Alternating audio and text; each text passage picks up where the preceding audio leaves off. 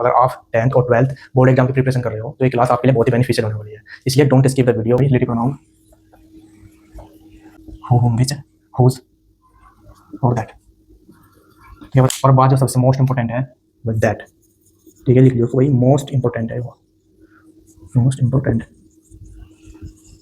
यदि board exam में कोई क्वेश्चन बना प्रोनाउन से तो मोस्ट ऑफ द चांस है कि वो दैट से ही बनेगा। इसमें 95% जो बच्चे होते हैं वो गलती करते हैं और 90% चांस है कि बोर्ड में अगर कोई एरर हुआ तो वो दैट से ही होगा। और इसके लिए भाई क्या हुआ, जो दैट का प्रयोग है वो पॉइंट नंबर 1 सभी के लिए करते हैं। सभी का मतलब क्या है, ऑल, चाहे पर्सन्स हो, पर्सन्स के लिए भी, एनिमल्स के लिए भी, और लाइफलेस ऑब्जेक्ट यानी कि निर्जीव वस्तु के लिए भी हम प्रयोग करते हैं दैट का।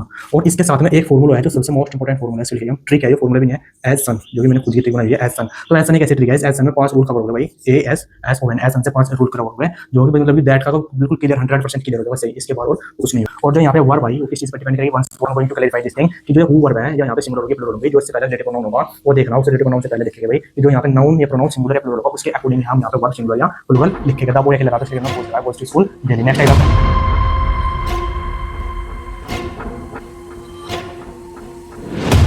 डियर स्टूडेंट्स, गुड इवनिंग सभी को, welcome back to our channel dear English. उम्मीद करते हैं सब अच्छे हो गए। और आज की क्लास में हम सीखेंगे रिलेटिव प्रोनाउन, संबंधवाचक सर्वनामों के बारे में। अच्छा, आगे बढ़ने से पहले एक चीज़ मैं क्लियरिफाई करना चाहता हूँ कि भाई अगर आप 10th और 12th बोर्ड एग्जाम की प्रिपरेशन कर रहे हो तो ये क्लास आपके लिए बहुत ही बेनिफिशियल होने वाली है, इसलिए don't skip the video. So without wasting much of time let's start today's class. Relative pronoun, relative pronoun के संबंधवाचक सर्वनाम क्या होते हैं? रिलेटिव प्रोनाउन वह सर्वनाम है जिसका प्रयोग किसी संज्ञा से संबंध प्रकट करने के लिए किया जाए। तो किसी संज्ञा से संबंध प्रकट करने के लिए किया जाए लिखेगा भाई, इसकी पहले डेफिनेशन लिख लेंगे और फिर इसको एग्जाम्पल के माध्यम से बिल्कुल डिटेल्स में आपको बताया जाएगा। इसमें क्या होता है, इस टॉपिक में बहुत से बच्चे नहीं, 90% बच्चे ज़्यादातर को मतलब कि जो मिस्टेक से नहीं गलती करते हैं, बट आप आज के बाद नो मिस्टेक देखिए भाई। रिलेटिव प्रोनाउन,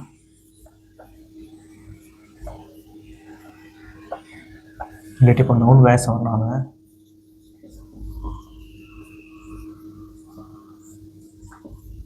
जिसका प्रयोग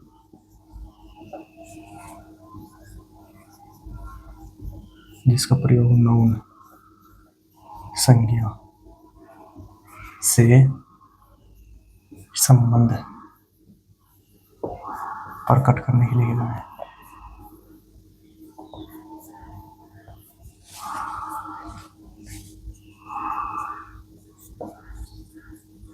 किया जाए। तो रिलेटिव प्रोनाउन क्या क्या होते हैं भाई, मैं एक बार लिख दूं भाई। रिलेटिव प्रोनाउन क्या क्या हुआ है, जैसे who, whom, which, who, whom, which, whose और दैट। तो क्या बताएंगे, who, whom, which, whose, that, तो रिलेटिव प्रोनाउंस होते हैं। और एक एग्जांपल के माध्यम से बता भी रहा कि सेंटेंस में कैसे इनके रिलेटिव प्रोनाउंस को यूज होता है। जैसे देखिए एक सेंटेंस है, example, he is the boy, he is the boy who stole my money या माई बुक, ऐसे लिख लो माई बुक। तो सेंटेंस का जो हिंदी में मीनिंग होगा क्या निकलेगा भाई, ही is the boy who stole my money, ये है वह वही लड़का है जिसने मेरे पैसे चुराए। तो इसका संबंध जो रिलेटिव प्रोनाउन हु है वो द बॉय ने उस लड़के से इसका रिलेशन बता रहा कि रिलेट कर रहा कि जो वो लड़का है ना वही उसने ही मेरे पैसे चुराए हैं। अब मैं वही वन बाय वन लिखता हूँ कि हु किसके साथ में यूज होता है और होम का किसके साथ में यूज होता है। जो लिस्ट में नहीं ना है बहुत इंपॉर्टेंट है, इसको भी आप नोट डाउन करके लिखना।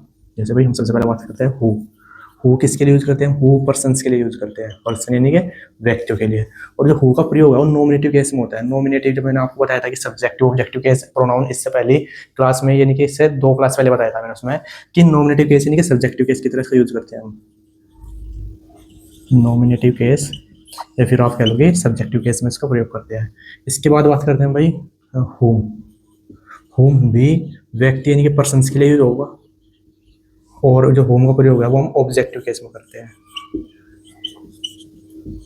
ऑब्जेक्टिव केस में करते हैं। इसके बाद बात करते हैं हुज की। हुज का जो प्रयोग है वो होता है भाई पॉजेसिव केस में, पॉजेसिव केस यानी कि अधिकार, वाचक अधिकार बताने के लिए जैसे हम पॉजेसिव एडजेक्टिव की बात करते हैं। और लेकिन एडजेक्टिव क्या होगा, वो तो हम एडजेक्टिव पार्ट्स ऑफ स्पीच में पढ़ेंगे, तो अधिकार बताने के लिए हुज का प्रयोग करते हैं। इसके बाद है विच का प्रयोग करते हैं हम एनिमल्स के लिए यानी कि जानवर के लिए, जानवर के लिए एनिमल्स, एंड लाइफलेस ऑब्जेक्ट्स यानी कि निर्जीव वस्तु के लिए, बस ऑब्जेक्ट लिखा है यहाँ पे, तो लाइफलेस ऑब्जेक्ट्स के लिए भी हम विच का प्रयोग करते हैं। और बात जो सबसे मोस्ट इंपॉर्टेंट है विद दैट, ठीक है, लिख लियो वही मोस्ट इंपॉर्टेंट है वो, मोस्ट इंपॉर्टेंट।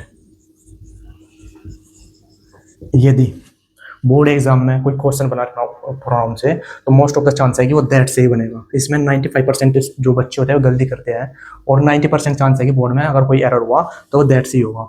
और इसके लिए भाई क्या होगा, जो दैट का प्रयोग है वो हम पॉइंट नंबर 1 सभी के लिए करते हैं। सभी का मतलब क्या है, ऑल, चाहे पर्सन्स हो, पर्सन्स के लिए भी, एनिमल्स के लिए भी, और लाइफलेस ऑब्जेक्ट्स यानी कि निर्जीव वस्तु के लिए भी हम प्रयोग करते हैं दैट का।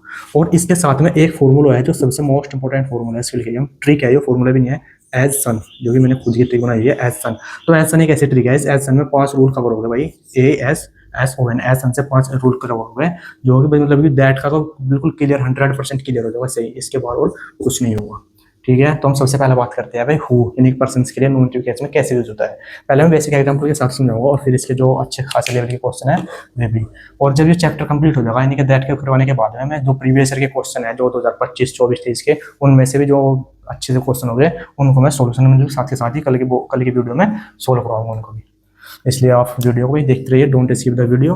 अगर वीडियो अच्छी लगे तो please subscribe our channel and like और शेयर विद दोस्त स्टूडेंट्स। बात करते हैं हम सबसे पहले भाई हु का नॉमिनेटिव केस में यूज कैसे होता है। एग्जांपल है I know a girl, I know a girl, the girl sings well. तो इसका हिंदी ट्रांसलेशन क्या होगा भाई, आई नो ए गर्ल, मैं एक लड़की को जानता हूँ, द गर्ल सिंग्स वेल, जो लड़की है वो अच्छा गाती है। तो जब इसका सब्जेक्टिव केस में हम हो के साथ में इसको लिखेगा, जैसे ये बनेगा I know a girl, I know a girl who किसके लिए, उस लड़की के सब्जेक्ट के लिए, वो लड़की हु सिंग्स वेल, जो अच्छा गाती है, और सिंग्स वेल। अब आप एक चीज और सोच के देखिए भाई, आई यानी कि जो नो एक वर्ब है, इसके लिए जो आई है सब्जेक्ट रहा। अब इसमें वर्ब है सिंग्स, तो सिंग्स के लिए क्या है सब्जेक्ट, इसमें इसके लिए सब्जेक्ट हु ही है, हु कौन, हु सिंग्स वेल, जो अच्छा गाती है। नेक्स्ट एग्जांपल की बात करते हैं वैसे, देखिए he is the boy, he is the boy, अब वह लड़का है, ही इज द बॉय, द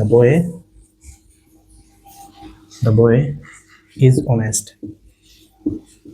तो सेंटेंस है ही is the boy is honest, वह लड़का है और लड़का क्या है, ईमानदार है। जब हम इसका रिलेटिव प्रोनाउंस के साथ में करेंगे भाई कैसे, देखिए he is the boy who किसके लिए, उस लड़के के लिए, as a subjective he is the boy who is honest. तो क्या इसका हिंदी में क्या होगा, ही इज द बॉय, वह वही लड़का है, हु इज ऑनेस्ट, जो ईमानदार है। अब नेक्स्ट सेंटेंस की बात करते हैं, दो अच्छे लेवल के थोड़े से 1-2 एग्जांपल है, इसको आप चाहे तो इसका स्क्रीनशॉट ले लिया होगा आपने।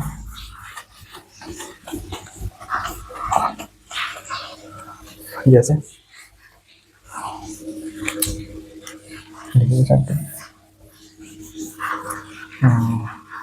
सी is the girl, she is the girl who comes first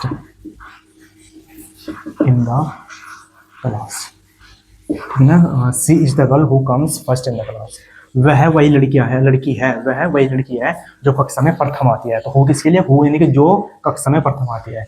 तो वही इस सेंटेंस में क्या होगा, सी इज होगा यहाँ पे, और जो कम्स है इस वर्ब का सब्जेक्ट बनेगा हु। और इसमें एक नोट जो बात आपको नोट कर रखनी है कि वही जो यहाँ पे कम्स है, जो यहाँ पे कम्स है, इससे जो वर्ब है सिंगुलर होगी या प्लूरल होगी, किस चीज़ पर डिपेंड करेगी, जो इस वर्ब से पहले जो यहाँ पर रिलेटिव प्रोनाउन होगा और उसके पहले जो भी यहाँ नाउन होगा, और नाउन सिंगुलर है या प्लूरल है, उसके अकॉर्डिंग हम यहाँ पे वर्ब का यूज करते हैं कि वो सिंगुलर होगी प्लूरल। तो द गर्ल लड़के के लिए है, तो उसके लिए हम किसका यूज करेंगे, यहाँ कम्स यानी कि सिंगुलर का यूज करेंगे।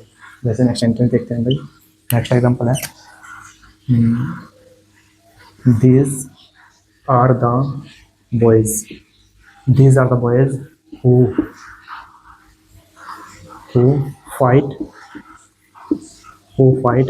in the class। तो क्या है sentence, these are the boys, ये वही लड़के हैं who fight in the class, जो कक्षा में लड़ते हैं। अब कौन लड़ रहा है भाई, बॉयज लड़ रहे हैं ना, तो उसके लिए उसको सब्जेक्ट नॉमिनेटिव केस में दे रहा होगा। और एक चीज और भाई ने क्या बताया कि जो फाइट है यहाँ पर सिंगुलर होगा या प्लूरल होगा, वो किस चीज पर डिपेंड करेगा, यहाँ सिंगुलर होगा या प्लूरल होगा, जो इस फाइट यानी कि वर्ब से पहले जो भी यहाँ पर रिलेटिव प्रोनाउन होगा, यानी कि हु है, और रिलेटिव प्रोनाउन से पहले देखना कि यहाँ पे जो नाउन या प्रोनाउन जो सिंगुलर या प्लूरल होगा, उसके अकॉर्डिंग हम यहाँ पे लगाओगे भाई कि वर्ब सिंगुलर होगी या प्लूरल होगी। ठीक है, किस चीज पर डिपेंड करेगा, हु से पहले जो रिलेटिव प्रोनाउन होगा और उसके अकॉर्डिंग हम जो यहाँ पे वर्ब होगी उसके बाद में वो सिंगुलर है या प्लूरल है वो चीज़ पे डिपेंड करेगी इस पर। जैसे नेक्स्ट सेंटेंस देखते हैं हमें और ही is the boy, he is the boy who he is the boy who he is the boy who goes to school daily। Sentence लिखा मैंने he is the boy who goes to school daily. यह है वही लड़का है, यानी वह वही लड़का है जो स्कूल में रोज जाता है। तो कौन जा रहा है स्कूल में रोज? वही लड़का जा रहा। जो हु है यहाँ पे हु सब्जेक्टिव केस की तरह वो यूज कर रहा। और जो यहाँ पे वर्ब भाई वो किस चीज पर डिपेंड करेगी? Once I am going to clarify this thing कि जो हु वर्ब है या यहाँ पे सिंगुलर होगी प्लूरल होगी, जो इससे पहले रिलेटिव प्रोनाउन होगा वो देखना। उस रिलेटिव प्रोनाउन से पहले देखेंगे भाई कि जो यहाँ पे नाउन या प्रोनाउन सिंगुलर या प्लूरल होगा उसके अकॉर्डिंग हम यहाँ पे वर्ब सिंगुलर या प्लूरल लिखेंगे। द बॉय लगा तो इसलिए हमने गोज लगा, goes to school daily. Next example